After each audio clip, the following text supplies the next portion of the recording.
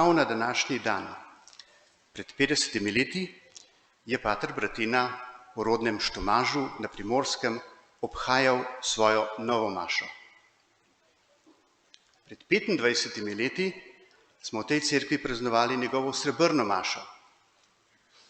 Takrat je pater Svoljšak, ki se ga mnogi še dobro spominjate, svoj nagovor začel z besedami: kaj povedati o patru Lojzetu?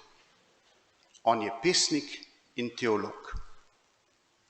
Danes, ko obhajamo njegov zlat jubilej, se spet vprašujemo, kaj povedati o našem zlatomašniku?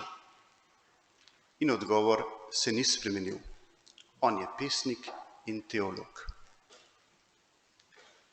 Pravi teolog je vedno tudi pesnik, ker se v svojem raziskovanju resničnega, se pravi Božjega, vedno sooči z omejeno možnostjo izražanja. Zato išče nove poti, za kar je poezija kot ustvarjena. V njej najdejo človekova občutja in slutnje Božjega neomejen prostor. Še preden sta njegovo življenjsko pot zaznamovali teologija in poezija, je zlatomašnik rasel z glasbo, predvsem z orglami. Sam je večkrat pripovedoval, kako so v povojnem času iz Štomaža romali na Sveto Goro. Odšli so dan pred praznikom, prenočili v cerkvi, naslednje jutro pa je on pri slovesnih mašah v baziliki Svetogorske kraljice igral na orglah. In to kot otrok, brez posebnih glasbenih šol. Kasneje je njegov glasbeni talent omogočil razcvet mladinske duhovne glasbe v tej župniji. Tudi te veličastne orgle so sad njegovih prizadevanj, izraz njegove ljubezni do glasbe. Ko jih je pokojni nadškof in metropolit Uran leta 2009 blagoslovil, jih je naš zlatomašnik, takrat še draveljski župnik, sam krstil in prvi na novih orglah zaigral Pred tebojo, mati. Naš zbor, naši pevci pa so ga pri tem spremljali. Kajti glasba vnaša harmonijo v človekovo dušo, iz katere se porajajo misli, besede in dejanja. In od glasbe do pesništva je zgolj korak. Poezija v prvi vrsti ni miselni napor, ki je vedno potreben, ampak predvsem zaznavanje vzgibov duha. Poezija vedno izhaja iz čutenja, ki ga je potrebno interpretirati kot izraz človekove eksistence, njegovega bivanjskega prostora, njegove svobode. Lahko rečemo, da je naš zlatomašnik zelo čuteč človek, ki pozorno spremlja vzgibe svojega duha ter analizira ljudi in natančno opisuje obnašanje svoje okolice ter svoje navdihe, vtise in spoznanja izraža na sebi lasten način, namreč s pesniško besedo, ki je lahko metafora, ironija ali pa tudi parodija. In kaj ima vse to opraviti s teologijo? Nič in vse. Teolog namreč govori o Bogu, ki se ga ni mogoče niti dotakniti, niti videti.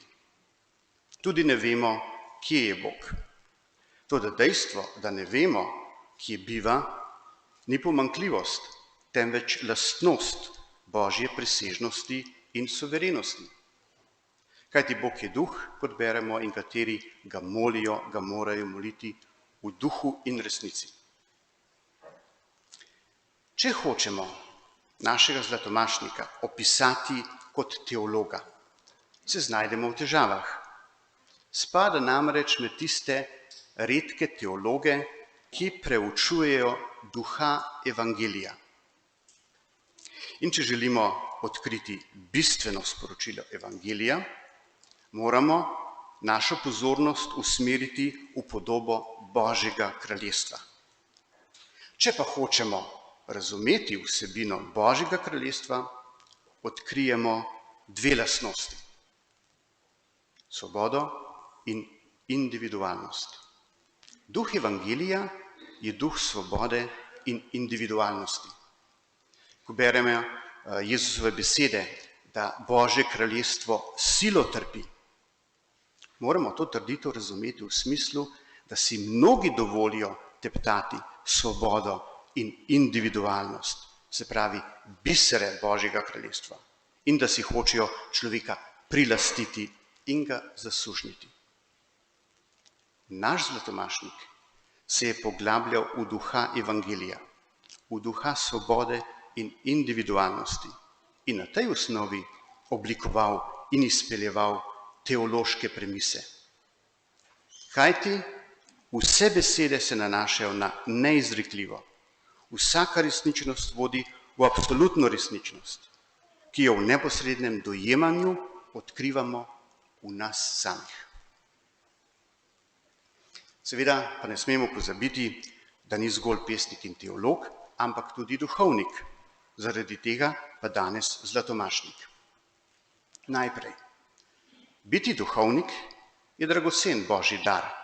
Vsak duhovnik naj bi nas spominjal na to, da smo pri krstu vsi prijeli dostojanstvo duhovništva, ki naj bi zaznamoval naš način življenja. In gre za način življenja, ki nas nenehno opominja, da živimo v svetu, vendar mu ne pripadamo. Krščanstvo razume duhovništvo predvsem kot oznanjevanje evangelija, oznanjevanje Jezusove daritve, ki se izvršuje v Evharistiji. Zato beremo: imejte nas za upravitelje Božjih skrivnosti. Kar pomeni, da duhovnik ni lastnik duha, ampak upravljavec Božje lastnine. Zgleduje se po dobrem pastirju. Tudi naš Zlatomašnik se je v svoji duhovniški službi vedno zgledoval po dobrem pastirju in ostal zvest Kristusu, ki ni prišel, da bi mu služili, ampak da bi on sam služil. Končno Zlato mašo obhajamo v cerkvi, ki je brez našega Zlatomašnika ne bi bilo. On jo je zgradil, čeprav ni bil gradbenik. Ker v sebi združuje glasbo, poezijo in teologijo, se uvršča med umetnike. In zgolj umetnik lahko zgradi umetnino. Seveda ni šlo brez težav in ovir. Ko ga je glavni nadzornik gradnje vprašal glede finančne konstrukcije, mu je odgovoril, da je ni. Sam je moral zbirati sredstva za gradnjo. Danes to stujko imenujemo fundraising ali povedano po domače fehtanje. Kot je na nekem mestu omenil, ga je gradnja skoraj razdrla, vendar je preživel. Naj zaključim z mislimi iz njegove knjige Dnevnik v tej dolini, kjer je zapisal: sprehajam se po samotnem griču. Zdi se mi, da sanjam ali da mislim na sanje. Ko gledam drevesa in predmete, s katerimi se veže toliko spominov, kot bi se sprehajal okrog hiše otroštva. Ko se poglabljam v spomine iz preteklosti, doživljam toploto v duši. Streznil sem se, ko so debatirali o situaciji krščanske vere. Pomislil sem na bodočnost, negotovo bodočnost vere v naših zapadnih deželah. Na kar se vprašuje, ali je mogoče, da bodo te kosti spet oživele, ali je cerkev še vedno kraj resnice, vere, ali jo je treba iskati drugje. Nato pa zaključi z mislijo.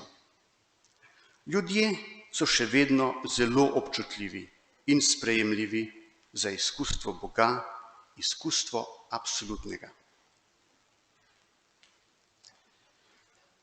Kaj naj torej danes, ko je beseda pogosto preslišana in pesnik prezrt, zaželimo našemu zlatomašniku? Pridružimo se njegovi želji in molitvi, ki pravi: nauči nas, da je včasih tišina najboljši odgovor. Podari nam moč, da vztrajamo, ko ni več kaj reči.